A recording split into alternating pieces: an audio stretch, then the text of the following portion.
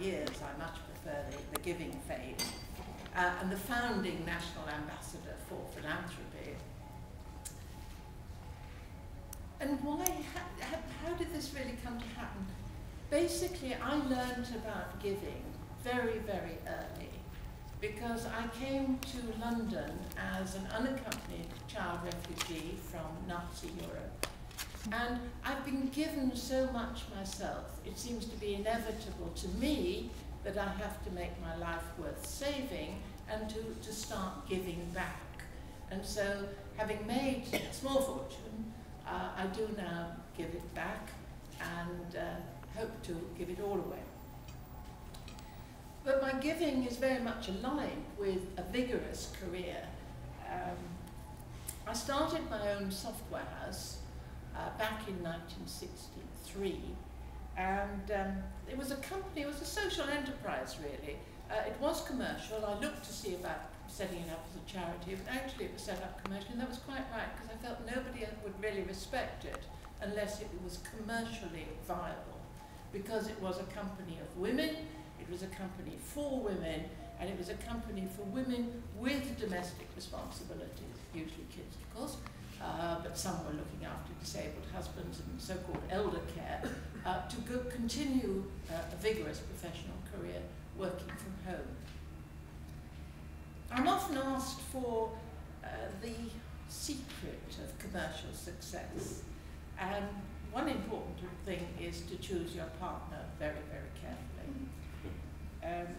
The other day when I said my husband's an angel, a woman complained. "You're lucky," she said, "mine's still alive."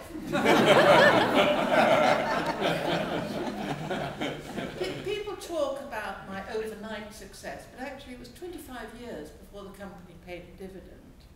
But success did allow us to improve our lifestyle, but my husband and I really didn't want to change it completely or radically. So we lived modestly with my time in retirement spent on charitable activities. I have a super lifestyle. I'm actively busy with interesting people on worthwhile projects.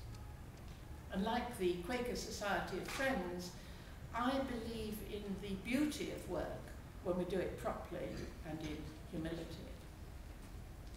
I was one of the first publicly to commit to give 1% of my company's pre-tax profits to charity. I also gave shares to the staff. When we floated on the main exchange in 1996, there were over 70 millionaires, and many of them started to think in terms of giving back as well. So all my wealth comes from that software house, all my wealth.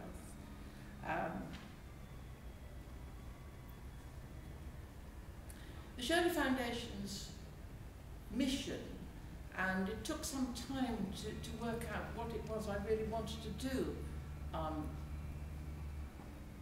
was I eventually decided it should be two things. Pioneering. I've always been early in something, in research and so on, so it's always pioneering. Shirley Foundation never supports projects that are just more of the same. So if you've got your sort of project working in the next city, it's not something we will ever support. And secondly, strategic, by which I mean that if successful, and a lot of pioneering projects can and do and will fail, but if successful, make a real difference.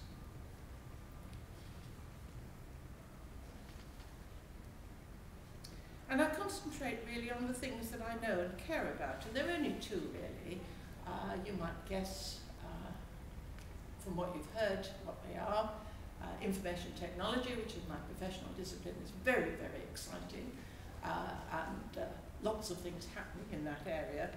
And I've supported things like education, social, economic, legal and ethical issues of the internet, but the vast bulk of my giving has been to autism, which was my late son's disorder.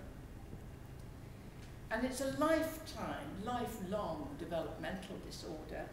It hampers really people's communication and social interactions. When I see a network of people as animated together as today. You sort of think, oh God, you know, he missed so much. Anyway, Giles was our only child, a beautiful baby, and I know every mother says that, but he really was a lovely baby, very placid, too placid, I learned later. But he turned into a wild, unmanageable toddler. He went to a good school for non-communicating children because he lost the little speech that he had. We had some relatively calm years with him at home, but he flipped completely at puberty. We couldn't find a secondary school that would take him, and so he and I were at home, sort of basically locked into our home together. And when he was 13, I broke down completely. I just couldn't function anymore. And we both finished up in hospital. I came out of mine in a month and was back at work within a year. But Giles stayed in one of the old-style subnormality hospitals for 11 years. Because, I mean, autism really can be a devastating disorder. It's not always devastating, it can be. And as yet, there's no cure. So my first big project, and it was classic really, my son was the first resident in the first home of the Kingwood charity. And that took all my spare cash for 17 years, and it took 17 years to become sustainable. And that now supports over 50 adults with both autism and what is euphemistically called challenging behaviour. I think some of you might know what that is. My biggest gift, and that was over 30 million, was to a very special prize court school, day and residential, for pupils, again modelled on my son, both autism and moderate to severe learning disability. Most people would say profound, because none of the pupils have any speech. And we've got an autism-specific agricultural college opening next year. My most recent project, completed project, it only took me 3 years, was to sponsor the first ever history of autism. And from those examples, you will understand that I support things that interest me. Because we're all motivated by pleasure. And everybody knows whether it's children or animals or elderly or environmental or green issues, you know what interests you, and that's what we should be supporting, spending our lives at. Now, giving has actually made my wealth significant. Giving is what I do, and it gives me enormous pleasure. And I hope to encourage more of you to follow my example. I was once classed as the 7th wealthiest woman in Britain, and I was trailing Her Majesty the Queen. Doubtless the arithmetic was somewhere wrong. But I am very proud to have given away enough money to take me out of the rich list.